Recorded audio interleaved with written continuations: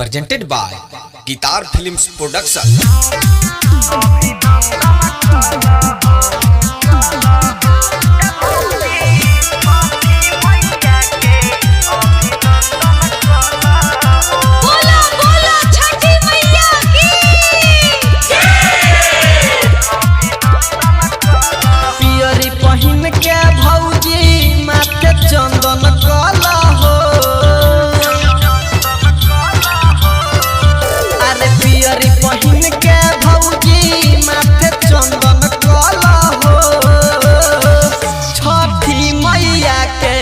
अभिनंदन कला हो ए भौजी छठी मैया के अभिनंदन कला हो।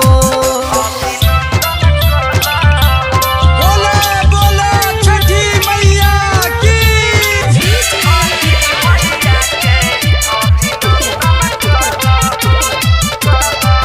पहिला बेरी आइल बारू तू तो छठी घाटा भइल बाटे चारू ओरी धूम धड़ाका।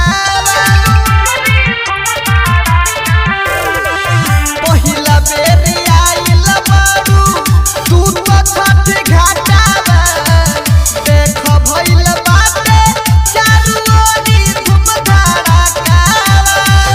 मैया के पूजनवा तू गंगन कल हो पियरी पहिन के चंदन कला हो छठी मैया के अभिनंदन कला हो ए भौजी छठी मैया के अभिनंदन कला हो।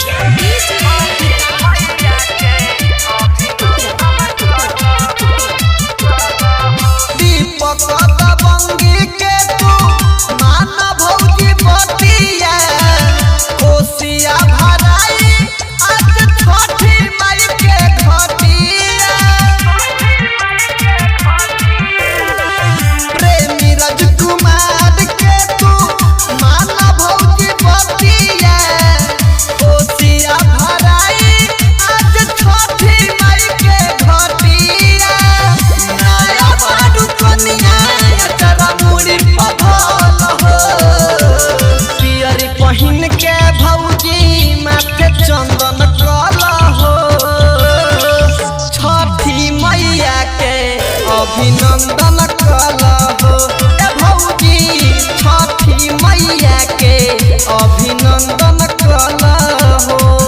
अरे पियरी पहिन के भौजी माथे चंदन कला हो छठी मैया के अभिनंदन कला हो ए भौजी छठी मैया के अभिनंदन कला हो। गिटार रिकॉर्डिंग स्टूडियो कदम टोला बेतिया।